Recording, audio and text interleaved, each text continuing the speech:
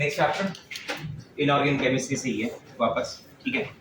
पूरे periodic table को हम लोग ने 4 पार्ट में डिवाइड किया था, S block, P block, D block and F block, बराबर।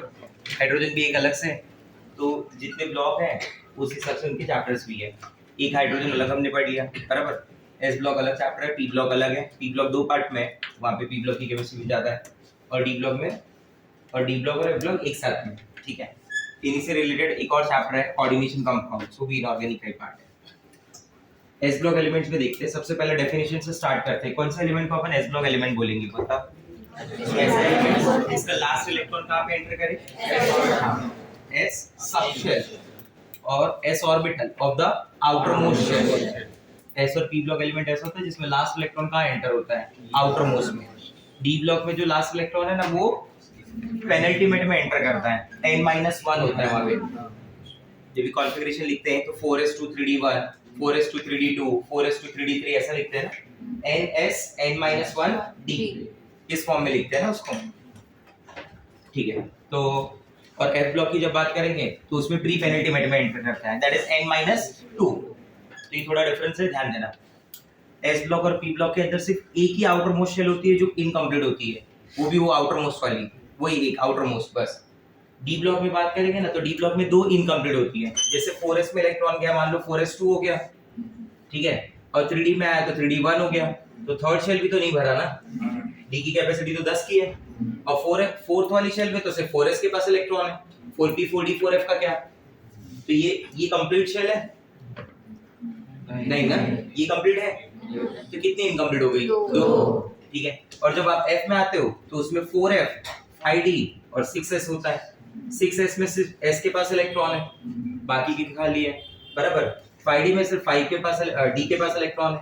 4f में 1 2 3 4 होगा, तो जब तक 14 नहीं हो जाएगा तब तक वो भी इनकम्प्लीट है। आप समझे मेरी बात। तो कितने शेल इनकम्प्लीट हो गए, 3। कौन सी शेल, 4 5 6। इधर कौन सी इनकम्प्लीट है, 4 और 3। ऐसा आगे चलता जाएगा, जरूरी नहीं है 4, ये तो 3d सीरीज का एलिमेंट है इसलिए बात, ठीक है। तो डेफिनेशन से स्टार्ट करते हैं। S block elements are those elements in which last electron enters in the S subshell of the outermost shell. S block is further divided into how many groups? 2 groups. Group number 1 and group number 1 are called as and group number 2 are called as. What are the elements present? Lithium, sodium,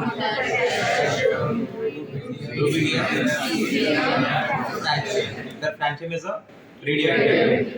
बराबर। Group number 2 में beryllium, calcium, strontium, beryllium, radium. where radium is again a radioactive element. आया समझ में, ठीक है। तो इन्हीं के बारे में बातचीत है। ग्रुप 1 को जैसे अल्कली मेटल्स बोलते हैं, वैसे ग्रुप 2 को अल्कलाइन और मेटल्स बोलते हैं, बराबर। सिर्फ एक उसमें बेरिलियम हाइड्रोक्साइड को नहीं काउंट करते। Alkaline earth metal, alkali metal बोलने के पीछे का रीजन क्या है, तो उसके बोलने के पीछे का रीजन ये है कि when these metal react with water, they produce their hydroxides along with the liberation of hydrogen gas. तो ये जो हाइड्रोक्साइड है ना, इसका नेचर क्या होगा, इसका नेचर बेसिक होता है। इसका नेचर कैसा है, बेसिक। बेसिक का मतलब क्या हुआ, अल्कलाइन नेचर। और ये जो अल्कलाइन वर्ड है, ये वर्ड आता है अरेबिक वर्ड से, जिसका मतलब है एल्क्विस। वो वर्ड क्या है, एल्क्विस, बराबर। बेसिस के लिए वर्ड दिया गया है। तो that's why these metals are called alkali metals. एक क्वेश्चन ऐसा बन जाएगा कि why one group elements are called alkali metals? Why one group elements are called alkali metals? क्या आंसर बोलोगे बताओ, alkali metals क्यों बोल रहे हो उनको, क्योंकि जब ये मेटल वाटर से रिएक्ट करते हैं तो ये हाइड्रोक्साइड्स बनाते हैं। वो हाइड्रोक्साइड्स का नेचर क्या है, basic, that is alkaline, that's why the metals are called alkali metals. आप समझ गए मेरी बात को, ठीक है। अब यही मेटल जब वाटर में रिएक्ट होता है, अगर ग्रुप 2 का मेटल है तो मेटल हाइड्रोक्साइड वो भी बनाता है along with the liberation of hydrogen gas, बराबर। इसका भी नेचर अल्कलाइन होता है। These metals are mainly found in, you can say they are found in ample quantity in earth crust, बराबर। इसलिए उसके नाम में क्या वर्ड दे दिया, वाले को क्या बोला, अल्कली, और इसको क्या बोला, अल्कलाइन और मेटल्स। इसको क्या बोल दिया, अल्कलाइन और मेटल्स। जैसे मैं लिथियम के बारे में बात करूं तो लिथियम का एटॉमिक नंबर क्या होगा 3, तो कॉन्फ़िगरेशन क्या लिख सकते हैं बताओ 1s2 2s1। सोडियम का एटॉमिक नंबर इज 11, कॉन्फ़िगरेशन क्या लिखेंगे 1s2 2s2 2p6 3s1। so don't you think their outer electronic configuration, their general electronic configuration will be ns1? they possess how many valence electron? they possess one valence electron। उनके पास एक valence electron होगा। अगर वो एक valence electron देता है तो will carry a charge of +1 and they easily give their electron. Reason behind that is कि अगर वो एक इलेक्ट्रॉन देगा तो they easily attain a configuration like noble gas. They easily attain a configuration like noble gas. अगर मैं जैसे beryllium वगैरह में बात करूं तो बेरिलियम का एटॉमिक नंबर क्या हो गया बोलो 4 का कॉन्फ़िगरेशन क्या लिखोगे बराबर। Magnesium whose atomic number is 12 2s2 2p6 3s2। तो आउटर कॉन्फ़िगरेशन के हिसाब से जाएंगे तो क्या हो गया जनरल इलेक्ट्रॉनिक कॉन्फ़िगरेशन ns2 बराबर। दे possess how many valence electron? they possess 2 valence electron। दो के दो इलेक्ट्रॉन अगर लूज करेगा तो क्या चार्ज कैरी करेगा +2। किसकी आयनेशन एंथैल्पी ज्यादा होनी चाहिए ns1 की ns2 की ns2 की। रीजन क्या है उसका किसका इलेक्ट्रॉन पेयर्ड है इसका इलेक्ट्रॉन पेयर्ड नहीं है। it is easy to remove unpaired electron as compared to paired electron relatively। ये इजीली इलेक्ट्रॉन देगा तो लो आयनेशन एंथैल्पी इसकी आयनेशन एंथैल्पी क्या होगी बराबर। what happens when we move down the group? radius increases or decreases? increases। ठीक है ये पैरा पढ़ लो जरा एक बार खुद से। The s block elements of the periodic table are those in which the last electron enters in the outermost s orbital. As the s orbital can accommodate only 2 electrons, therefore there are 2 groups belong to the s block of the periodic table. Group 1 of the periodic table consists of the elements lithium, sodium, potassium, rubidium, cesium and francium. They are collectively known as alkali metals। Reason आपको पता है। They are so called because they form hydroxides on reaction with water, which are strong alkaline in nature. The electrons of group 2 include beryllium, magnesium, calcium, strontium, barium and radium. These elements with the exceptions of beryllium are commonly known as the alkaline earth metals because beryllium is considered as an important element। जनाबे Ali zinc beryllium aluminium अभी सिर्फ जनाबे अली बताया उसके आगे का भी बताया तुमको ठीक है। barium and radium, these elements with the exceptions of beryllium are commonly known as the alkaline earth metals।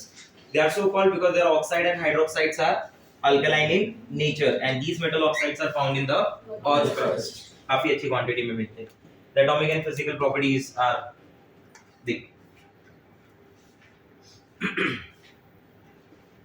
Alkali metal alkaline earth metal outer configuration क्या हो जाएगा ns1 उसका क्या होगा ns2। Francium is a radioactive radium is a radioactive. they all are silvery white metals is a light soft malleable and ductile metal with the metallic luster। luster is shine। Colour अलग होता है lustre अलग होता है। Colour अलग होता है lustre अलग होता है। Metallic lustre metallic bond strength दोनों वर्ड भी अलग अलग है। मेटालिक नेचर ये भी अलग है। तीनों चीजों को समझ के रखिए। व्हाट इज मेटालिक लस्टर जो उसकी शाइन है जो मेटल्स के लिए गोल्ड सिल्वर ये सब क्या शाइन करते हैं ना आया समझ में। अगर रूम में सनलाइट ना हो और ये व्हाइट लाइट भी हमने नहीं चालू रखी है बराबर तो क्या है पूरा डार्क है ठीक है। तो उसमें क्या दिख रहा है अपने आंखों को कुछ नहीं दिख रहा है। आप समझ रहे मेरी बातों को। बट लेकिन अगर यही गोल्ड रखा रहेगा तो गोल्ड दिखेगा क्योंकि गोल्ड कलर नहीं है गोल्ड क्या है लस्टर है बराबर। तो मेटालिक लस्टर दिखता है बट कलर उसके लिए किसकी जरूरत है लाइट की जरूरत है। लाइट रहेगा तो कलर दिखेगा लाइट नहीं रहेगा तो कलर नहीं दिखेगा। सिंपल सा लॉजिक है। आप समझे मेरी बात ठीक है। अच्छा मेटालिक कैरेक्टर क्या चीज होती है मेटालिक कैरेक्टर मतलब उसकी एफिनिटी उसका नेचर बराबर। जो जितना इजीली इलेक्ट्रॉन लूज करेगा उसका मेटालिक नेचर उतना अच्छा है। अगर मैं तुमको पूछूं 1A 2A में कौन इलेक्ट्रॉन इजीली लूज कर रहा है तो आपने बोला 1A तो मैं बोलूंगा ये अच्छा मेटल है कंपेयर टू 2A। तो ये हो गया मेटालिक नेचर। फिर मेटालिक बॉन्ड स्ट्रेंथ भी मैंने आपको समझाया कि मेटालिक बॉन्ड स्ट्रेंथ क्या है। मेटालिक बॉन्ड स्ट्रेंथ उस एटम और उसका जो लूजली बॉन्डेड इलेक्ट्रॉन है वो जो आउटर इलेक्ट्रॉन है उसके बीच का जो अट्रैक्शन है बराबर वो बोला जाता है मेटालिक बॉन्ड स्ट्रेंथ। उसे क्या बोला जाता है मेटालिक बॉन्ड स्ट्रेंथ। इसका डिस्कशन भी हुआ है अपना आगे और डिटेल में बताऊंगा ठीक है। तो तीनों चीजों का डिफरेंस क्लियर है कि मेटालिक लस्टर अलग है मेटालिक कैरेक्टर अलग है मेटालिक बॉन्ड स्ट्रेंथ अलग है। समझा ठीक है। What happens when we move down the group? Radius increases or decreases? मतलब lithium से cesium radius बढ़ेगा, ठीक है? What happens when we move left to right? जब मैं left to right जा रहा हूँ, तो radius decrease होगा, मतलब 1A group हर एक पीरियड में 1A ग्रुप का जो एलिमेंट होगा हर एक पीरियड में सबसे बड़ा साइज का होगा। अगर मैं बोलूं लिथियम से लेके फ्लोरीन, लिथियम से लेके फ्लोरीन, तो लिथियम का साइज सबसे बड़ा होगा, फ्लोरीन का साइज सबसे बराबर। 18 को इंक्लूड नहीं करते, रीजन काफी ऑब्वियस है उसका कि 18 के अंदर रेडियाई का ऑर्डर ही अलग होता है। रेडियाई कौन सी कंसीडर की जाती है? Van der Waals radii. मतलब it's like you are comparing science का स्टूडेंट का मार्क्स विद आर्ट्स स्टूडेंट का मार्क्स। आया समझ में? क्लियर है? तो वैसा कंपैरिजन होगा, तो वो कंपैरिजन नहीं करते आप। आया समझ में? ठीक है। So size increases from Li to cesium due to addition of an extra cell, that is well known. Lithium to sodium, sodium to potassium, potassium to rubidium, rubidium to cesium. That size goes on increase. ठीक है।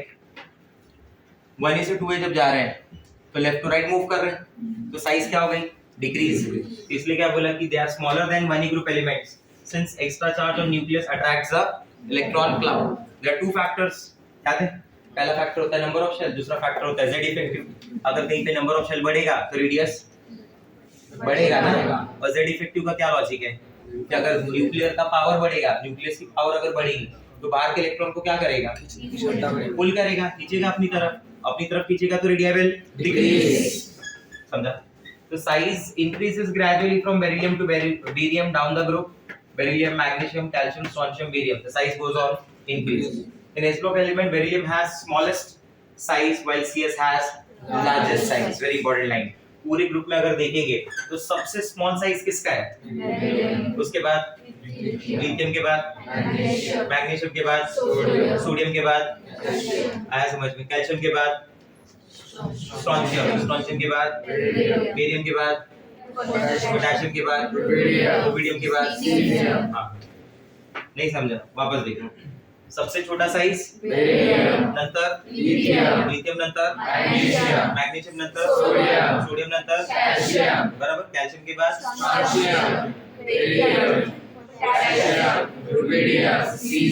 आया समझ में? Arrow clear है सबको?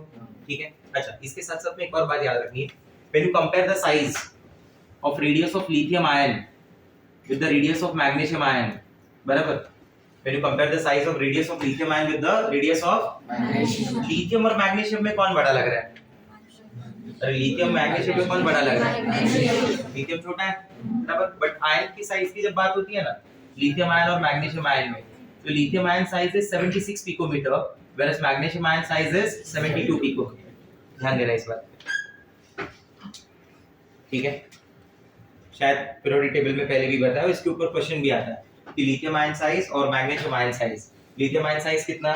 76, magnesium ion size 72। समझा specifically क्यों बताया उसे? बोलो क्यों बताया होगा?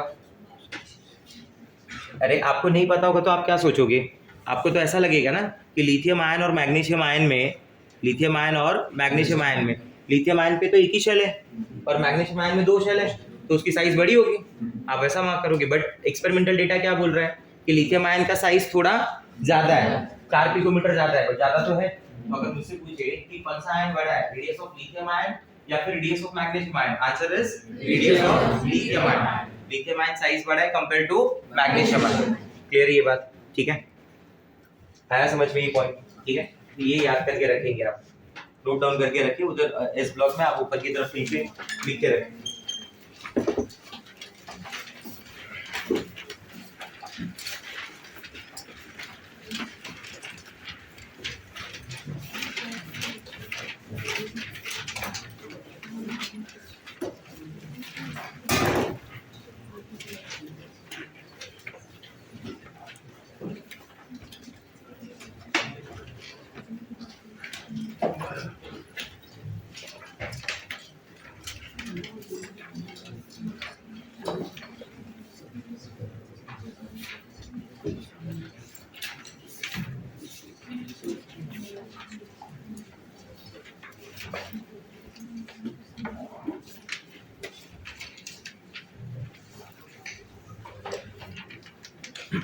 ठीक है, मैंने लिख दिया यहाँ पे, जाने दो।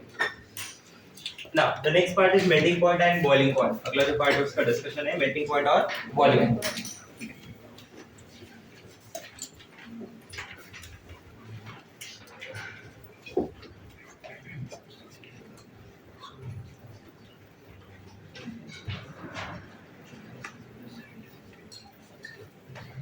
For S block elements, if you want to compare the melting point and boiling point, तो इसका क्या लॉजिक होता है मालूम है? कि melting point, boiling point उनका डिपेंड करता है मेटालिक बॉन्ड स्ट्रेंथ पे।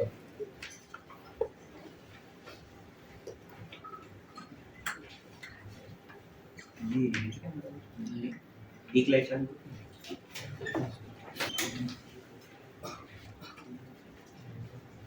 पीछे का उधर का एक लाइट चालू कर देना, एकदम लास्ट बेंच की तरफ है वो लाइट जो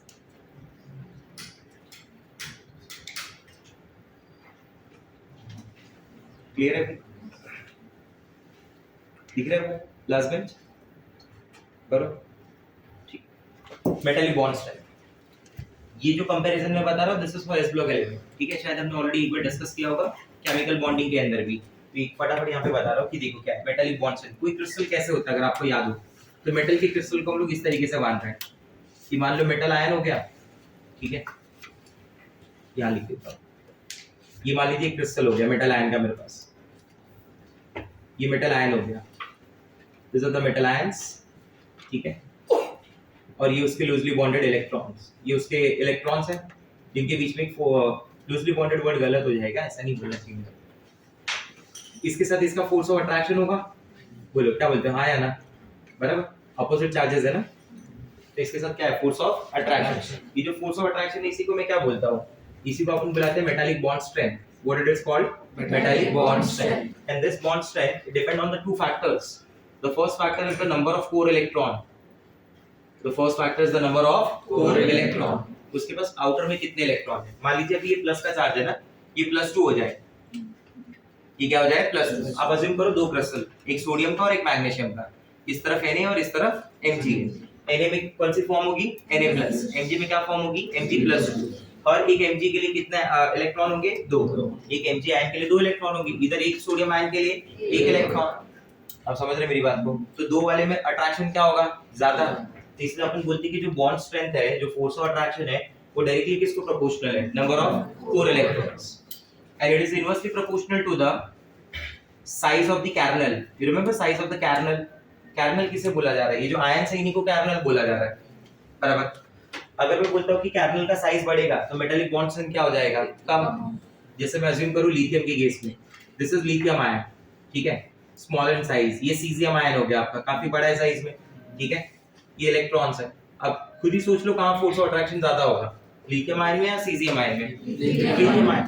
सीजियम आयन में तो क्या हुआ, डिस्टेंस बढ़ गया ना, और इनऑर्गेनिक केमिस्ट्री तो क्या बोलता है, never be lives in long distance relationship, yes और नो।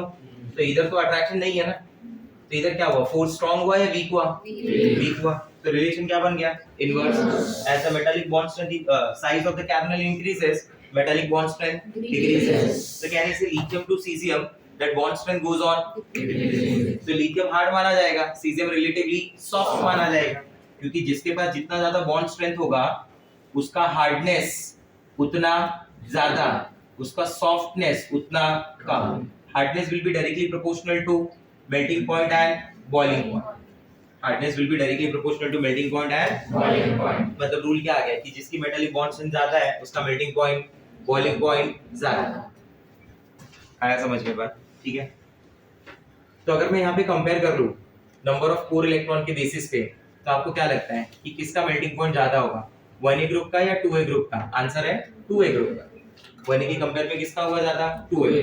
क्या रीजन बोलोगे, क्योंकि उसके पास नंबर ऑफ कोर इलेक्ट्रॉन ज्यादा है, बराबर। 1A में क्या लॉजिक आएगा, 1A में क्या होगा, Li2CS lithium to caesium, that melting point क्या हो जाएगा, बोलो, डिक्रीज, बराबर। That melting point and boiling point दोनों के लिए लिख देता हूं, melting point and boiling point decreases. अपन बोलते भी तो ऐसा ही है ना, लिथियम हार्ड है, लिथियम को क्या बोलते हैं, हार्ड है। सोडियम, पोटेशियम, रुबिडियम, इस सब में ऐसा सुना होगा, स्पेशली सोडियम के लिए कि can be easily cut with the knife, knife से कट कर रहे हैं मतलब हार्ड नहीं है ना फिर वो। और सीजियम के लिए तो मैं आपको बताता हूँ कि सीजियम के तो ऐसे हालात है कि at room temperature around 30 degree Celsius it is found in liquid state, at 30 degree Celsius it is found in liquid state. वो तो कट करने की भी जरूरत नहीं भाई, समझा नहीं समझा। तो क्या हो रहा है, Li2CS that metallic bond strength goes on increasing or decreasing, decreasing. Why decreases? The size of the kernel increases. उससे क्या फर्क पड़ गया, वो अट्रैक्शन कम हो गई, उस अट्रैक्शन को मैं नाम क्या देता हूँ, मेटालिक बॉन्ड स्ट्रेंथ। दूसरी तरफ क्या होगा, बेरिलियम से आगे जा, बेरिलियम सबसे ज्यादा होगा और बेरिलियम के बाद क्या होगा, देयर आर फ्यू एक्सेप्शंस। तो ग्रुप 2 के लिए याद रखने के लिए ना ऐसे याद रखते हैं अपन, ग्रुप 2A में अपन सिंपल सा बोलते हैं कि beryllium possess the highest melting point and boiling point, बराबर। सबसे पहले तो ये क्लियर कर लो कि हाईएस्ट लोएस्ट कौन है। Beryllium possess the highest melting point and boiling point, magnesium possess the lowest melting point and boiling point। see, check this, बराबर। मैग्नीशियम अपने स्ट्रक्चर की वजह से, लूज पैक स्ट्रक्चर की वजह से इतना ज्यादा मेल्टिंग पॉइंट बॉइलिंग पॉइंट नहीं रख पाता। आया समझ में बात, ठीक है। तो सर क्या है ये 1A से भी कम होगा, नहीं, 1A का मैक्सिमम कौन है बताओ, 1A का मैक्सिमम कौन है, लिथियम ना। लिथियम का जो प्रैक्टिकल डेटा होता है ना वो कुछ 450 के आसपास होता है, 403 या 453 ऐसा कुछ है। No need to bad the values, मैं आपको सिर्फ एक आइडिया दे रहा हूँ, ठीक है। आपको ये वैल्यूज लर्न नहीं करना है टेबल से, ठीक है। मैं खाली वैल्यूज आपको एक आइडिया देने के लिए बता रहा हूँ कि जो लिथियम है वो 400 450 के आसपास इस ग्रुप का हाईएस्ट है, और उस ग्रुप का जो लोवेस्ट है ना वो कौन है, मैग्नीशियम, उसका 950 900 के आसपास है। आया समझ में। तो कभी ऐसा कोई पूछ ले कि लिथियम मैग्नीशियम में क्या है, तो ये कंफ्यूजन में मत रहना कि मैग्नीशियम तो द लोएस्ट बोला था, अरे लोएस्ट बोला है but that is with respect to group number 2। 1A के कंपेयर में तो अभी भी ज्यादा है ना, आप समझे मेरी बात। लिथियम जो होता है ना वो 454 है मेल्टिंग पॉइंट में, ठीक है, 454। अब 450 भी याद रखेंगे चलेगा, मैंने पहले भी बोला आपको, वापस बोल रहा हूँ, no need to by heart the values. कोई भी डेटा ऐसा सब याद नहीं करना है, मेमोराइज नहीं करना है, ठीक है। आप कितना भी अच्छा आपका मेमोरी है तो बाकी चीजें जो है वो पहले बाय हेड करें। और मैग्नीशियम जाता है 924 तक, मैग्नीशियम कितना आ रहा है 924। डिफरेंस क्लियर है आपको, फिर आया समझ में बात, ठीक है। मैग्नीशियम को अगर मैं पीछे कर दूं तो बाकी सारी चीजें बराबर चल रही है ना। बेरिलियम के बाद कौन, सॉरी, बेरिलियम के बाद कौन, कैल्शियम, फिर स्ट्रोंशियम, फिर बेरियम, फिर मैग्नीशियम। ये 920 930 के आसपास वाला, ये 950 960 70 के आसपास वाला, ठीक है।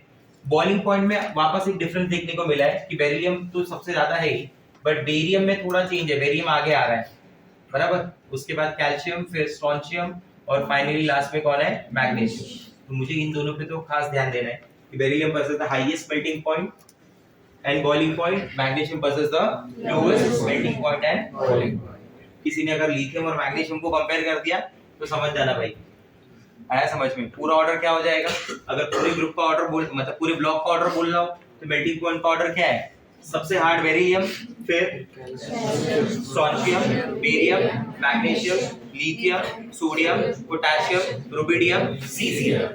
सबसे लोवेस्ट पूरे इस ब्लॉक में सबसे लोवेस्ट सीजियम और सबसे हाईएस्ट बेरिलियम। तो दोनों तरीके से देख रहे हैं, 1A के अंदर भी देख रहे हैं, 1A 2A मिक्स करके भी देख रहे हैं, ठीक है। समझ गए इस बात को, क्लियर ये पॉइंट। वही एक्सप्लेनेशन लिखा हुआ है वहां पे कि metallic bond is stronger than 1A group due to smaller atomic size and 2 electrons in valence shell, hence melting point and boiling point are higher. Decreasing order कुछ इस तरीके से कि बेरिलियम से मैग्नीशियम डिक्रीज हो रहा है, ठीक है। Melting point and boiling point is directly proportional to strength of metallic bond, which is directly proportional to the number of valence shell electron, बराबर। उसी को बोलते हैं number of core electrons, and inversely proportional to the size of the carbon। Down the group में क्या logic apply किया, size of the carbon। Left to right में क्या लॉजिक अप्लाई किया, number of core electrons। You can compare aluminium also। मेरे सामने sodium, magnesium, aluminium तीनों है, बराबर। ये ऐसे डेटा दे रहा हूँ आपको कि मेरे सामने तीनों है, सोडियम भी है, मैग्नीशियम भी है और एल्यूमिनियम भी है। तो aluminium possesses 3 valence electrons, magnesium possesses 2 valence electron, sodium possesses only 1 valence electron। So don't you think when you move left to right that melting point will goes on increasing? Obvious है ना, नहीं समझा मेरा बात। Reason क्या भी बोला इसके पीछे, number of core electrons. Aluminium के पास कितने कोर हो गए, 3, Al+3 की फॉर्म है, Mg+2 की फॉर्म है, सोडियम +1 की फॉर्म है, ठीक है। ये ऑलरेडी पता है तुम्हें कि देशो +1 देशो +2। +1 करने का रीजन क्या है, once they lose the 1 electron, पहले तो उनके पास एक ही वैलेंस इलेक्ट्रॉन है, वो एक भी अगर वो लूज कर दे तो immediate they attain a configuration like noble gas. और ये कब अटेन करेंगे कॉन्फिगरेशन लाइक नोबल गैस। हाँ आया समझ में बात। Now this is very important point. The difference between I1 and I2 is greater than 16 electron volt. इसका मीनिंग क्या है? एक इन जनरल आइडिया आपको दी गई है कि I1 अगर यहाँ से गया बराबर, what is I1 you know ना? I1 क्या होता है बोलो? आयनेशन एंथैल्पी 1 ना। मीनिंग क्या हुआ उसका? तो फुल फॉर्म बता रहे हो मेरे को।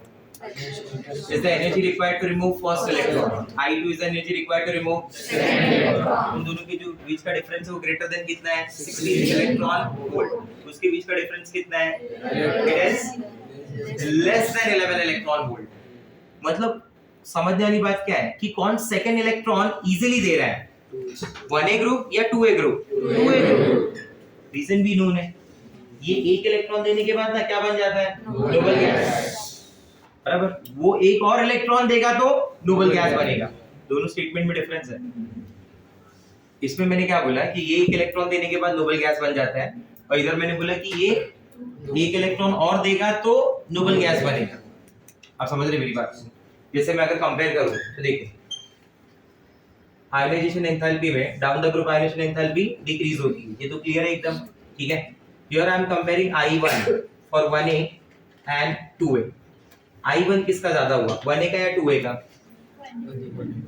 अरे I1 energy required to remove first electron 2A का ज्यादा हुआ ना भाई। यहाँ क्या बन जाता है? इसके इलेक्ट्रॉन क्या है? पेयर्ड है। इसके इलेक्ट्रॉन क्या है? Unpaired. What happens when you move left to right? Ionisation enthalpy increases ना। तो 1A ज्यादा है 2A ज्यादा? बराबर। But this is for IE1। अपन ऐसा नहीं बोलते कि ionisation enthalpy of 1A element is less than 2A। अपन ऐसे बोलते हैं IE1 of 1A group element is less as compared to 2A। आया समझ में? क्लियर हो रहा है बात? अब मैं बात करता हूँ I2 के बारे में। जैसे मैं I2 कंपेयर करूंगा ना 1A और 2A के बीच में, वो किसके लिए ज्यादा हो जाएगा मालूम है? 1A। समझा? दोनों का डिफरेंस I1 I2 का किसका ज्यादा होगा? बोलो। अगर मैं ऐसा बोल दूं कि I2 माइनस I1 ये डिफरेंस हो गया ना, तो वो कौन से ग्रुप के लिए ज्यादा रहेगा? 1A वाले ग्रुप के लिए या 2A वाले ग्रुप के लिए? 1A वाले ग्रुप के लिए। स्पेसिफिक एलिमेंट्स कंपेयर करेंगे जब, ठीक है। चलिए मैं आपको एक एग्जांपल के थ्रू भी समझाऊं। मान लो एग्जांपल मैंने ऐसा लिखा, here I am comparing I1 for sodium and magnesium ना। सोडियम एंड सोडियम से magnesium we are moving left to right. ये S1 है ये S2 है, ज्यादा कौन हुआ? मैग्नीशियम बराबर।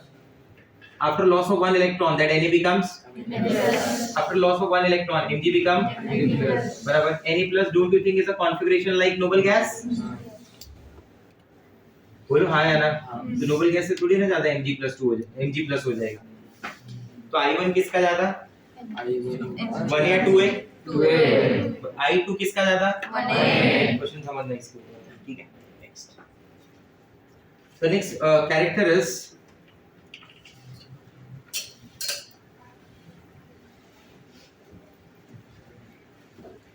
electropositive character, that is metallic nature बराबर। atomic radii is directly proportional to MACD। सुना है कभी? atomic radii is directly proportional to MACD। वापस atomic radii is directly proportional to MACD। atomic radii is directly proportional to MACD म्हणजे काय? metallic character, conductivity, density। Radius के साथ ये तीनों फैक्टर बढ़ते हैं फॉर s ब्लॉक एलिमेंट्स बराबर। when you move down the group the radius goes on increasing। मतलब down the group metallic character बढ़ेगा। मेटालिक कैरेक्टर यानी इलेक्ट्रोपॉजिटिव कैरेक्टर, कंडक्टिविटी बढ़ेगा, डेंसिटी बढ़ेगा। आया समझ में? ठीक है। तो electropositivity is inversely proportional to ionisation energy. Simple सी बात है। अगर किसी का आयनाइजेशन एनर्जी लो है तो इसका मतलब क्या होता है? क्या समझते हैं अपन इससे? कि ये एलिमेंट इलेक्ट्रॉन इजीली देगा ना, हाँ या ना? और मेटालिक नेचर, मेटालिक कैरेक्टर होने के लिए अपन क्या बोलते हैं कि क्या होना चाहिए? इलेक्ट्रॉन देने की टेंडेंसी अच्छी होनी चाहिए। अगर लो आयनाइजेशन एंथैल्पी मतलब it give electron very easily, मतलब उसका मेटालिक कैरेक्टर अच्छा है, इलेक्ट्रोपॉजिटिव कैरेक्टर अच्छा है। आया समझ में? What is the relation between radius and ionization enthalpy? Inverse ना। तो अगर ये रेडियस को डायरेक्टली प्रोपोर्शनल है तो आयोनाइजेशन एंथैल्पी को क्या होगा? Inversely proportional. Due to their larger size, electron can easily be removed to form M plus ion. Electropositive property increases from lithium to cesium. Their atomic size is smaller than 1A group, so they are lesser electropositive than 1A group. Electropositivity increases from beryllium to barium. Density की case में छोटा सा difference है, तो density को मैं यहाँ पे मेंशन कर दे रहा हूँ, ठीक है। डेंसिटी फॉर 1A ग्रुप अगर देखेंगे तो थोड़े डिफरेंसेस दिखाई देंगे। लिथियम है, लिथियम के बाद पोटेशियम है, फिर सोडियम है, उसके बाद रुबिडियम है और फिर सीजियम है। डिफरेंस समझा क्या आ गया? चेंज कहाँ आया बताओ? Between sodium and potassium. Potassium थोड़ा कम हो गया कंपेयर टू सोडियम। तो अगर पूछा जाए कि density of potassium is less than sodium, why? तो आंसर क्या आ जाएगा उसका कि it is due to the presence of back and D orbital in the inner shell of potassium. Back and orbital की वजह से अपन ऐसा बोलेंगे कि उसका जो वॉल्यूम है वो वॉल्यूम क्या हो गया? बढ़ गया। तो सर मास भी तो बढ़ रहा है ना, तो increase in volume is dominating over increase in mass. तो दोनों में जो डिसाइडिंग फैक्टर है वो कौन हुआ? फिर मास हुआ या वॉल्यूम हुआ? वॉल्यूम का रिलेशन डेंसिटी के साथ क्या है? इनवर्स। वॉल्यूम बढ़ गया तो उसकी डेंसिटी क्या हो गई? इस तरीके से समझ रहे बात को? उधर थोड़ा ज्यादा चेंज दिखाई देगा। देखो density increases from beryllium to barium, but increasing order of density थोड़ा अलग है। इंक्रीजिंग ऑर्डर ऑफ डेंसिटी थोड़ा अलग है। देख सबसे पहला कौन है आपके पास? कैल्शियम है, फिर मैग्नीशियम, फिर बेरियम, फिर स्ट्रोंशियम, फिर बेरियम। ठीक है? तो इस डिफरेंस को याद करने के लिए अपन क्या याद रखेंगे कि चेंज किसके किसके बीच में? बोलो। कैल्शियम और बेरिलियम की जगह कौन आ गया? और कैल्शियम की जगह बेरिलियम। तो ऐसे एरो से याद रखेंगे उसको। क्लियर हो रहा है बात? कंडक्टिविटी के बारे में बोलो। कंडक्टिविटी क्या होगी? Down the group increases. Reason? They contain free electrons. They contain free electrons. Due to the presence of loosely held valence electron which are free to move in a metal structure, these elements are good conductor of heat and electricity. They are also good conductor of heat and electricity due to presence of two free electrons. तो ज्यादा अच्छा conductivity नीचे कौन show करेगा? 1A या 2A? क्योंकि इसके पास दो फ्री इलेक्ट्रॉन है ना, बराबर। आप स्कूल में जब बोलते थे तो आप ऐसे बोलते थे कि metals are good conductor of heat and electricity, ऐसा बराबर। इसका रीजन क्या बोलते थे? Due to the presence of free electrons, delocalised electron. जहां ज्यादा इलेक्ट्रॉन फ्री रहेंगे वहां ज्यादा कंडक्टिविटी, तो ज्यादा फ्री गैस में रहेंगे 2A में कंपेयर टू 1A। अब समझे मेरी बात को? The next is called flame test. काफी इंपॉर्टेंट पार्ट है ये, ध्यान से सुनना।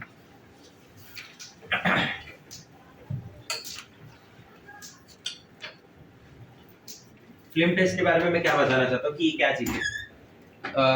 लैब में बर्नर जो होता है वो देखा है आपने, बराबर? उसको बोलते हैं बंसन बर्नर। क्या बोलते हैं? Bunsen burner. उसकी एक फ्लेम होती है जिसको बोलते हैं बंसन फ्लेम।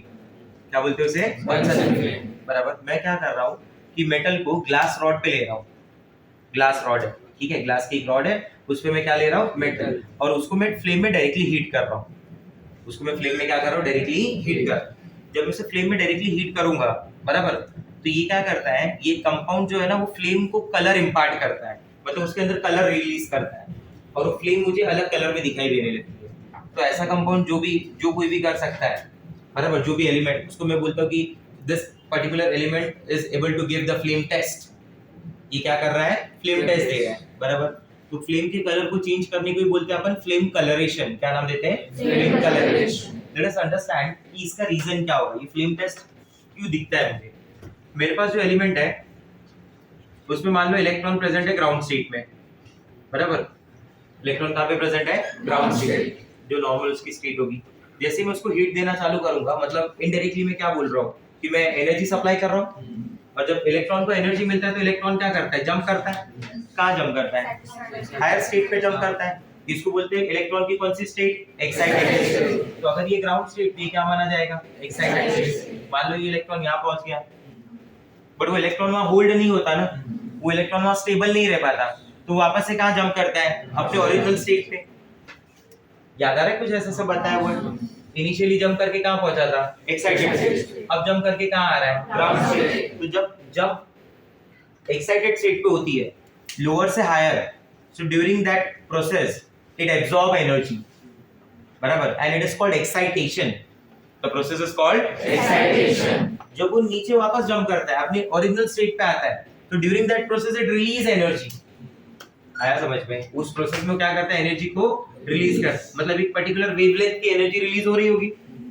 अगर मान लो वो वेवलेंथ जो है, if that wavelength belongs to visible area, जो कॉलम है मेरे पास, अगर वो वेवलेंथ विजिबल वाले पार्ट की है, तो विजिबल तो इसलिए बुलाता है क्योंकि वो हमें दिखता है, वो कलर दिखता है, वो कलर दिखता है। अब समझे क्या रीजन हो रहा है? आया समझ में? ठीक है, अरे हाँ या ना?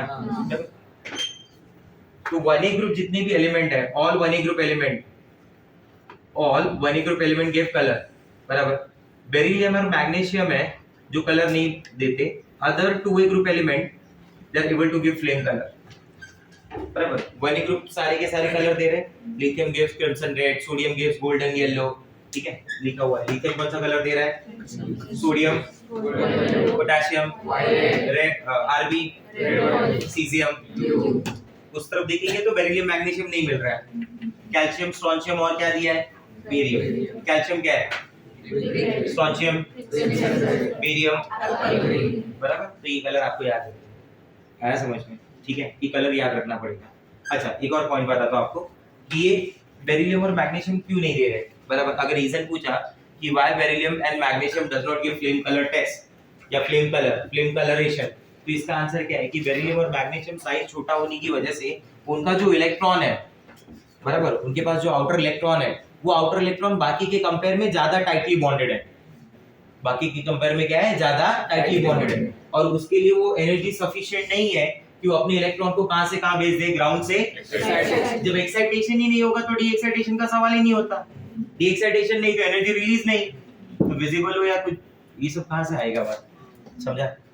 तो due to small size of beryllium and magnesium, outermost electrons are tightly bonded, so not excited to higher level, hence they do not give flame test. तो क्वेश्चन में पूछेगा कि कौन सा एलिमेंट है जो फ्लेम टेस्ट नहीं दे रहा है, ठीक है? ऑप्शन दिया हुआ है lithium, sodium, beryllium, calcium. Answer क्या हो गया? बेरिलियम। आया समझ में? ठीक है, ऑप्शन में आपको ऐसे दे दिया कि आपको ऐसा पेयर आइडेंटिफाई करना है जो फ्लेम कलर टेस्ट नहीं दे सकता। लिथियम सोडियम, बराबर, rubidium caesium, beryllium magnesium, calcium strontium. Beryllium magnesium, ये ऐसी पेयर हो गई जो फ्लेम कलर टेस्ट नहीं दे सकती। रीजन पूछ लिया कि beryllium magnesium does not give flame colour test, बराबर, स्टेटमेंट दी है असर्शन के फॉर्म में। आगे रीजन की फॉर्म में स्टेटमेंट नंबर 2 आ गई कि beryllium magnesium are unable to give flame colour test as their electrons are tightly bonded, their outer electrons are tightly bonded। तो स्टेटमेंट 1 तो करेक्ट है और स्टेटमेंट 2 भी करेक्ट है। आया समझ में? साथ साथ में ये भी बोल दूंगा मैं कि जो स्टेटमेंट 2 है वो करेक्ट एक्सप्लेनेशन है किसका? स्टेटमेंट 1 का। समझा? ऐसा भी पूछ सकता है। क्लियर हो रहा है ये बात? ठीक है, आगे नेक्स्ट। हाँ, ये तो सबसे सिंपल। फोटो इलेक्ट्रिक इफेक्ट कौन देगा बताओ? The one who gives electron very easily, बराबर। सबसे इजीली कौन इलेक्ट्रॉन दे सकता है? 1A और 2A में 1A देते हैं। 1A में भी क्या डाउन द ग्रुप बढ़ेगा, बराबर। डाउन द ग्रुप मतलब वो इलेक्ट्रॉन देने की tendency, the dimension enthalpy goes on decreasing. Lithium, sodium, potassium, rubidium, caesium है आपके पास, बराबर। सबसे इजीली कौन इलेक्ट्रॉन देगा? सीजियम। तो मेरे पास जो सेल्स बननी चाहिए उन सेल्स में क्या यूज होना चाहिए? लिथियम यूज होना चाहिए या सीजियम यूज होना चाहिए? आया समझ में? तो क्वेश्चन क्या बना कि कौन सा वाला एलिमेंट है, बराबर, जो फोटो इलेक्ट्रिक इफेक्ट के लिए यूज किया जाता है? ऑप्शंस में दिया हुआ है लिथियम है, बराबर, पोटेशियम है, रुबिडियम है और सीजियम। तो इन चार में सबसे बेटर ऑप्शन क्या बना मेरे पास? सीजियम, क्योंकि सबसे इजीली इलेक्ट्रॉन देगा। ठीक है, atomic size of potassium, rubidium and cesium is quite large, so their ionization energy is very low. Due to very low ionization energy, their valence shell electron gets excited even by absorbing visible light. That's why cesium is used in photoelectric cells. वो नहीं दे रहे क्योंकि उनमें size जो है वो relatively small है। इनके कंपेयर में इलेक्ट्रॉन थोड़ा ज्यादा टाइटली बॉन्डेड है, क्योंकि 1A और 2A में अगर आपको पूछा जाए किसकी आयोनाइजेशन एंथैल्पी ज्यादा है तो आपका आंसर क्या होता है 2 है। क्यों ज्यादा है? उसके इलेक्ट्रॉन्स क्या है? पेयर। उसकी साइज रिलेटिवली क्या है? छोटी। समझा मेरा बात? क्लियर है ये सारे पॉइंट्स? बोलो हाँ या ना। और ये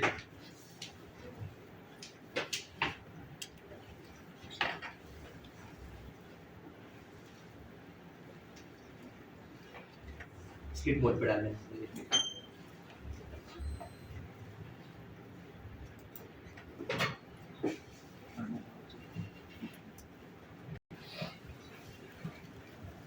The other term is SOP and SRP, Standard Oxidation Potential and Standard Reduction Potential। ये जो टर्म है, ये जो पार्ट है, इसका एक्सप्रेशन काफी डिटेल में करेंगे हम लोग इलेक्ट्रोकेमिस्ट्री चैप्टर में, बट अभी के लिए कुछ बातों को समझा रहा हूँ, सुनो ध्यान से। मान लो मैं बोलता हूँ कि एक रॉड है, मेटल रॉड, जिंक रॉड, ठीक है। मेटल रॉड कौन सी बोल रहा हूँ मैं? Zinc rod. That zinc rod is dipped in zinc sulphate solution. That zinc rod is dipped in zinc sulfate solution। ये जिंक रॉड को मैंने जिंक सल्फेट सॉल्यूशन के अंदर डाल दिया। थोड़े टाइम के बाद मैंने क्या ऑब्जर्व किया? The size of the rod relatively पहले के कंपेयर में छोटा हो गया। मतलब मुझे ऑब्जर्वेशन में क्या दिखा? Size of the rod decreases. Observation का मेरा पॉइंट क्या था? Size of the rod decreases. ये प्रोसेस में क्या हुआ मैं आपको समझाता हूँ कि जब मेटल रॉड आपने मेटल सॉल्यूशन में डाला, जिंक रॉड जब आपने जिंक सल्फेट सॉल्यूशन में डाला उसकी खुद की सॉल्यूशन में, तो यहाँ पे बहुत सारे जिंक एटम होंगे। अरे हाँ ना, there will be n number of zinc atoms. ये जिंक एटम क्या ट्राई कर रहे हैं मालूम है? जिंक एटम यहाँ से Zn+2 आयन बन के बाहर जा रहा है। इधर क्या था? इधर क्या है? मतलब हर एक Zn+2 बन के क्या करना चाह रहा है? बाहर जाना चाह रहा है और अपने इलेक्ट्रॉन को इस सरफेस पे छोड़ रहा है। Zn become Zn+2 by loss of 2 electrons, बराबर। और वो इलेक्ट्रॉन क्या है? वो अपने इलेक्ट्रॉन को कहाँ पे रख रहा है? सरफेस के ऊपर, ठीक है। तो आपको नहीं लगता आफ्टर सम टाइम ये जो रॉड होगी, इस रॉड पे बहुत सारे इलेक्ट्रॉन जमा हो गए? अगर 100 जिंक एटम गए तो 200 इलेक्ट्रॉन जमा हो गए ना। और 100 जिंक एटम कहाँ से कहाँ चले गए? Zn+2 के अंदर चले गए। बोलो क्या बोलते हो? हाँ या ना? क्या बन के चले गए? Zn+2। मतलब अंदर सॉल्यूशन कैसा हो गया है? पॉजिटिव, +2 की वजह से ना। और ये बाहर रॉड क्या हो गई है? मतलब इस रॉड पे चार्जेस क्या बन गए? Minus minus minus minus minus. ये देखिए, अगर मैं ऐसे दिखाऊं यहाँ पे, तो ये रॉड क्या बन गए? रॉड पे चार्जेस क्या आ गए? Minus minus minus minus minus minus. तुमको जिंक नहीं मानना है, जिंक चलो कोई मेटल को लेके नहीं बोलते, स्पेसिफिक नहीं बोलते। मैं बोलता हूँ ए है, ए रॉड थी, ए आयन बन के चला गया A+, तो मैं लिख देता हूँ A था और A+ बन गया by loss of 1 electron. Do you agree with me? ठीक है, तो इसमें चार्ज क्या बन गया? माइनस। अंदर सॉल्यूशन में चार्ज क्या डेवलप हो गया है? क्या दो अपोजिट चार्जेस की लेयर डेवलप हो गई? जब दो अपोजिट चार्जेस की लेयर ऐसे बन जाए तो उसे क्या बोला जाता है? Potential difference. ये क्या चीज होती है? Potential difference. ये जो चार्जेस का लेयर बना, ये जो भी जनरेट हुआ, ये किस प्रोसेस की वजह से हुआ? ऑक्सीडेशन की वजह से या रिडक्शन की वजह से? A become A+, ऑक्सीडेशन हो रहा है, रिडक्शन हो रहा है, बराबर। तो अपन इसको बोलते हैं कि A की जो भी टेंडेंसी होगी ये प्रोसेस की, उसको बोलेंगे ऑक्सीडेशन पोटेंशियल। उसको क्या बोलेंगे? Oxidation potential. इसे क्या बोला जाएगा? Oxidation potential. अगर यही सारी चीजें स्टैंडर्ड कंडीशन पे होंगी, if all this happens at standard condition, ये पूरा सेटअप, पूरा एक्सपेरिमेंट स्टैंडर्ड कंडीशन पे हो रहा है। सर वो स्टैंडर्ड कंडीशन क्या होती है? जिसमें प्रेशर को 1 बार माना जाए, कंसंट्रेशन 1 मोलार लिया जाए, ठीक है, और टेम्परेचर जो हो 298 केल्विन मेंशन किया है। मतलब जब आप एक्सपेरिमेंट कर रहे थे उस उधर टेम्परेचर क्या है? 298 केल्विन। ये जो सॉल्यूशन आपने लिया उसका कंसंट्रेशन क्या है? 1 मोलार। प्रेशर कितना मेंटेन है? 1 बार। तो इसी कंडीशन को बोलते हैं स्टैंडर्ड कंडीशन। इसी कंडीशन को क्या बोलते हैं? Standard condition. सर मैंने अगर मान लो प्रेशर टेम्परेचर वही लिया बट कंसंट्रेशन 0.1 लिया, तो वो कंडीशन स्टैंडर्ड होगी? अरे नहीं होगी ना भाई। आपको स्टैंडर्ड कंडीशन के लिए तीनों चाहिए ना। क्या? Pressure, concentration, temperature. ये तीनों है तो कंडीशन क्या है? स्टैंडर्ड। अपार्ट फ्रॉम दिस कोई और कंडीशन को क्या बोलता हूं मैं? नॉर्मल, ऑर्डिनरी कंडीशन होगी। ये तीनों है तो स्टैंडर्ड। हाँ, तो स्टैंडर्ड कंडीशन जब होगी यही प्रोसेस अगर स्टैंडर्ड कंडीशन पे हो रहा है तो उसको बुलाएंगे स्टैंडर्ड ऑक्सीडेशन पोटेंशियल। इसी को क्या बुलाएंगे बोलो? Standard oxidation potential. इसको मैं E से रिप्रेजेंट करता हूं, इसको मैं E नॉट से रिप्रेजेंट करता हूं। इसको मैं क्या लिखता हूं? E। इसको क्या लिखता हूं? E not. आपको और अच्छे से समझना है तो आप इसको ऐसे लिख सकते हो, E ox oxidation cell potential. आया समझ में? इसको क्या लिखोगे? इसको लिखोगे E नॉट ऑक्स। इसको क्या लिखोगे? E nought ox. अगर ये प्रोसेस उल्टा हो रहा है, मान लीजिए ऐसा A plus gain electron becomes A, तो इसे क्या बुलाया जाएगा? प्रोसेस क्या हुआ? रिडक्शन। तो यहाँ पे जो पोटेंशियल डेवलप होगी वो क्या बोली जाएगी? Reduction potential. अगर यही सारी चीजें स्टैंडर्ड कंडीशन पे होंगी तो इसी को क्या बुलाया जाएगा? स्टैंडर्ड रिडक्शन बराबर। शॉर्ट में क्या बोलेंगे? SRP। इसे शॉर्ट में क्या बोलेंगे? SOP। इसे क्या लिखेंगे? E nought red. क्या लिखेंगे? E nought red. इसे क्या लिख रहे हैं? E nought ox. ऑक्स और रेड तो हमें पहले से ही पता है कि ऑक्स का मतलब क्या है और रेड का मतलब क्या है। चलिए मैं एक स्टेटमेंट बोलता हूँ, A और B दो एलिमेंट है। A की ऑक्सीडेशन पोटेंशियल है 5 बराबर, B की ऑक्सीडेशन पोटेंशियल है 7, तो किसकी पोटेंशियल ज्यादा हुई? B की ना। A की क्या है? 5, B की क्या है? 7 बराबर। 7 ज्यादा हुआ ना भाई 5 से? अरे हाँ या ना? मतलब किसके पास ऑक्सीडाइज होने की टेंडेंसी ज्यादा है? B के पास। The one who itself undergoes oxidation, the one who itself undergoes oxidation is called बराबर। नाला सुपारा नाम सुना है? नाला सुपारा सुना है ना भाई? तो अपन बोलते हैं हाई सुपारा बराबर। क्या बोलते बोलो? हाई सुपारा बराबर। अगर मैं बोलता हूँ हाई SOP है, क्या बोलता हूँ मैं? अगर हाई SOP तो अच्छा रिड्यूसिंग एजेंट है। हाई SOP अच्छा come on everyone, high SOP अच्छा रिड्यूसिंग एजेंट। मैंने भी तो ही बताया ना अभी कि अगर A और B है, A की ऑक्सीडेशन पोटेंशियल 5 है, B की 7 है, तो ये जल्दी ऑक्सीडाइज होगा। हाँ या ना? The one who itself undergoes oxidation is a reducing agent। इन सारी स्टेटमेंट को कंबाइन कर दिया high Sopara. High SOP is अच्छा reducing agent. High SOP is अच्छा रिड्यूसिंग एजेंट। मेटल राव भी तो सुना है ना हमने? अरे हाँ या ना? कि metal acts as a reducing agent, they itself undergoes oxidation। आया समझ में? और aqueous solution में lithium is the best reducing agent। In aqueous solution lithium is the best reducing agent। मैं यहाँ पे एक पॉइंट और आपको बोलना चाहता हूँ कि ये पॉइंट आप याद रखिए, SRP and SOP they are equal in magnitude। SRP and SOP they are equal in magnitude but opposite in sign। opposite in sign। SRP SOP equal in magnitude होता है but opposite in sign होता है। इसका मतलब क्या समझा? कि अगर मैं बहुत अच्छा रिड्यूसिंग एजेंट हूँ, बहुत अच्छा रिड्यूसिंग एजेंट, तो मैं उतना ही खराब ऑक्सीडाइजिंग एजेंट होऊंगा। अरे नहीं समझा? मान लीजिए मैंने बोला था ना इसकी SOP क्या है? 5, इसकी SRP क्या है? 7, तो ये क्या हुई? अच्छा रिड्यूसिंग एजेंट। अब इसकी SOP 5 है ना? हाँ या ना? तो SRP क्या होगी? -5। इधर SRP क्या होगी? अब -5 ज्यादा या -7 ज्यादा? -5 ज्यादा। नहीं समझा मेरा बात? तो जो अच्छा रिड्यूसिंग एजेंट हुआ वो खराब क्या हुआ? ऑक्सीडाइजिंग। वो जितना अच्छा रिड्यूसिंग एजेंट होगा उतना खराब ऑक्सीडाइजिंग। मैंने तो मेरी लाइफ में कभी लिथियम को इलेक्ट्रॉन लेते हुए नहीं देखा कि वो Li- बन रहा है, बट मैंने मेरे लाइफ में लिथियम को इलेक्ट्रॉन देते हुए देखा है। आया समझ में? तो लिथियम इज द बेस्ट। आया समझ में? तो लिथियम बहुत अच्छा क्या है? Reducing agent. Best reducing agent तो वर्स्ट ऑक्सीडाइजिंग एजेंट। ऐसे भी तो जा सकता हूं ना? आप समझ में क्या बोलना चाहता हूं? तो कहीं लिखा हो ऑक्सीडाइजिंग नेचर, कहीं लिखा हो ऑक्सीडेशन पोटेंशियल, ऑक्सीडाइजिंग एजेंट, ये सब एक ही बातों को बता रहे हैं। आप समझे मेरी बात को? ये सब एक ही पॉइंट को एक्सप्लेन कर रहे हैं। Oxidising nature, oxidising power, oxidising ability. समझा नहीं समझा? मतलब वो खुद को क्या कर रहा है? अच्छा ऑक्सीडाइज कर रहा है, और जब अच्छा ऑक्सीडाइज करेगा तो it is a good reducing agent. आप समझ रहे बात को? ठीक है। तो सीरीज याद है अपन ने बताया था, ली, पीसीएस, मैम, सिंटल, हाइड्रोजन, छापा।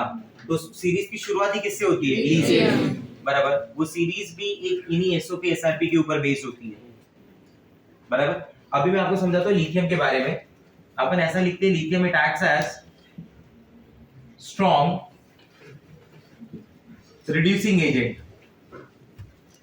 Lithium it acts as a best reducing agent, strong reducing agent in aqueous solution. In aqueous solution. तो स्टूडेंट की कंफ्यूजन क्या होती है मालूम है कि उसे क्या लगता है रिड्यूसिंग एजेंट क्या है? रेल है। रेल मतलब reducing agent loose electron, reducing agent loose electron. तो उसे वो क्या सोचेगा दिमाग में मालूम है कि लिथियम से सीजियम जब जाते हैं अपन, तो लिथियम से सीजियम में सीजियम एक ऐसा एलिमेंट है जो सबसे इजीली इलेक्ट्रॉन दे सकता है। Do agree with me? हाँ या ना बोलना मेरी बात पे?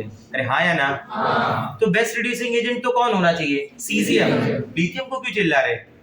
लिथियम से तो कहीं ज्यादा अच्छा सीजियम है ना भाई। यस और no?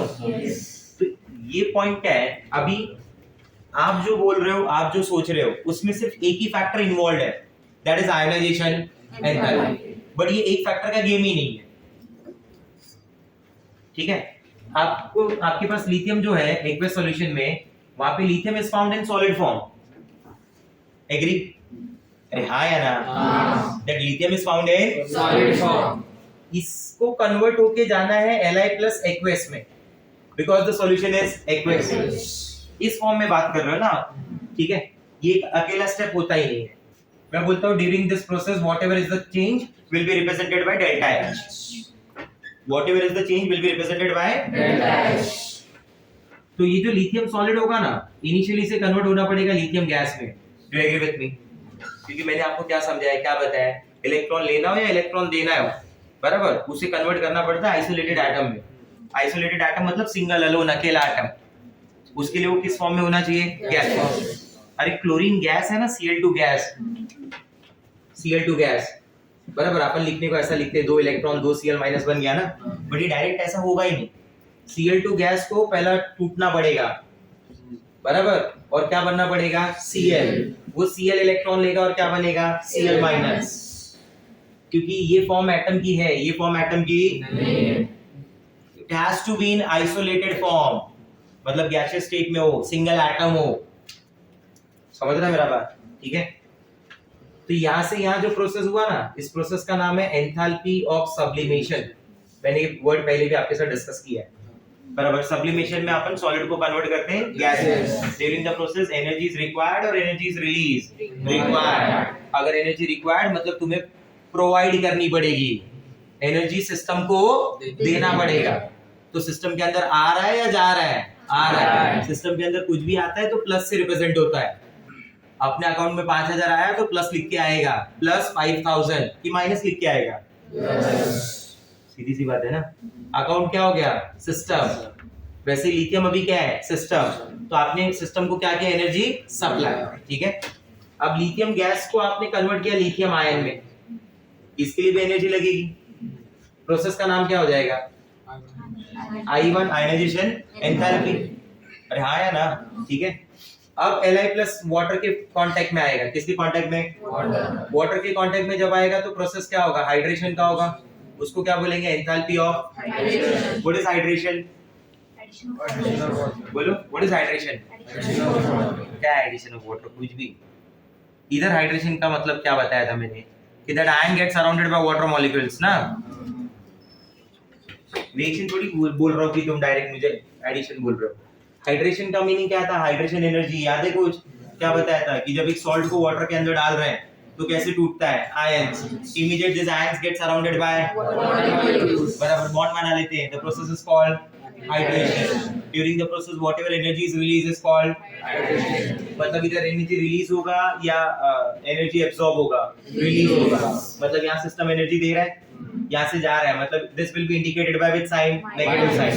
This one positive sign, this one positive, क्योंकि ये दोनों हमने प्रोवाइड किया होगा, बराबर। There is a law called Hess law. What Hess law says? whether the process takes place in a or in a that energy change will always remain constant। मतलब इस process में जो भी एनर्जी चेंज हो delta H है। तो according to हेस law मैं ऐसा लिखूंगा कि delta H is equal to enthalpy of sublimation plus ionization plus hydration. आप समझ रहे मेरी बात को?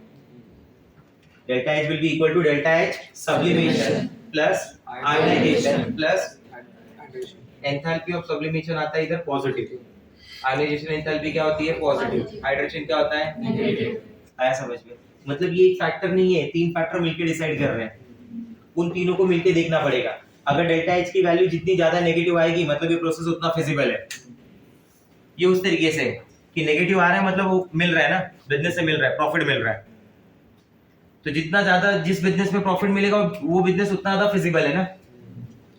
अरे नहीं समझा मेरा बात, वो बिजनेस क्या होगा उतना ज्यादा फिजिबल। अब आप ऐसा सोचिए कि ये जो डेल्टा H सब्लिमेशन आई और हाइड्रेशन है, इन तीनों का जो सम है वो सबसे ज्यादा नेगेटिव लिथियम के लिए आता है। अभी तक जब आप सीजियम सोच रहे थे तो आप क्या सोच रहे थे, सिर्फ डायरेक्ट इलेक्ट्रॉन निकालने का, उधर एक ही फैक्टर आ रहा था कौन आयनाइजेशन, बट ऐसा नहीं। एक्वस सॉल्यूशन के अंदर इन दोनों के बाद एक और फैक्टर आ जा रहा है, वो कौन है हाइड्रेशन। हाइड्रेशन किसका ज्यादा होगा सोचो जरा, लिथियम आयन या सीजियम आयन? लिथियम आयन छोटा बेबी ना, और सीजियम आयन मोटा बेबी। ज्यादा कौन अट्रैक्ट करेगा, छोटा बेबी।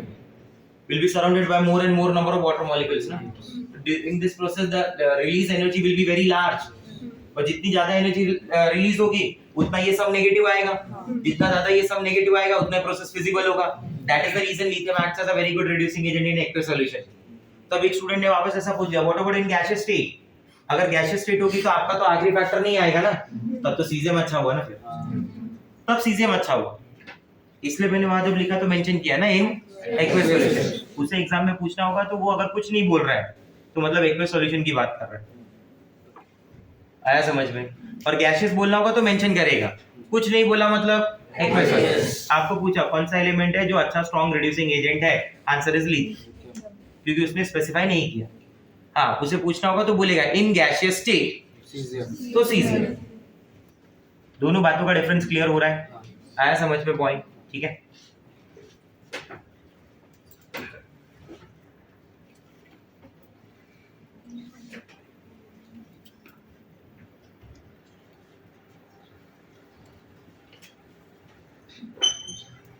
स्टैंडर्ड ऑक्सीडेशन पोटेंशियल, और ऑक्सीडेशन पोटेंशियल का मतलब क्या बताया? Tendency of releasing electron in water और self ionic solution. So they are good reducing agent, बराबर। हाई एसओपी अच्छा रिड्यूसिंग एजेंट, ठीक है। तो ये सारे पॉइंट्स वही दिए हुए हैं।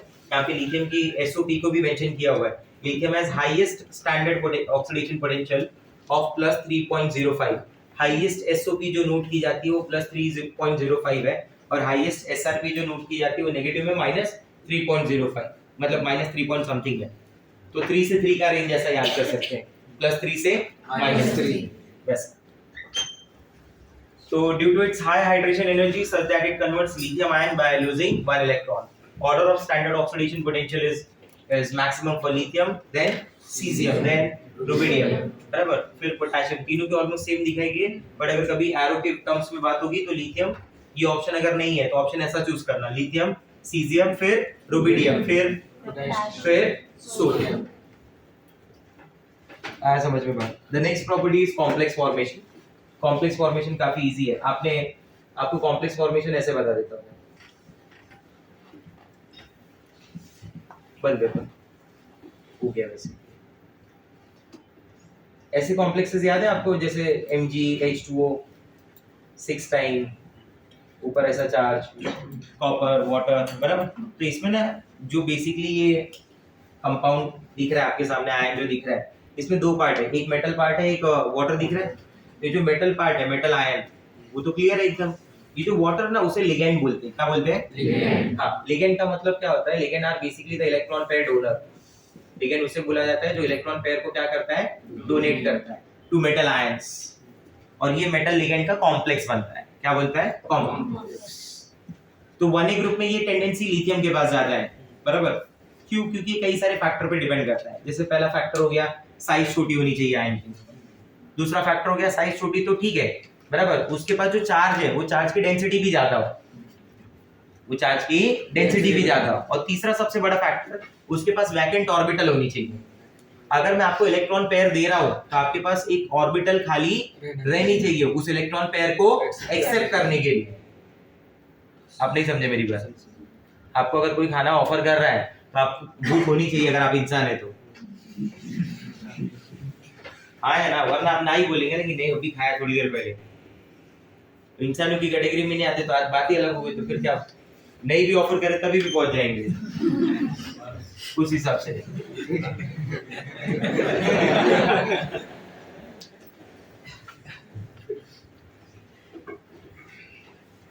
अब जैसे MgH2+2 को देखो थोड़ा, तो आपको कुछ बातें और समझ में आएंगी।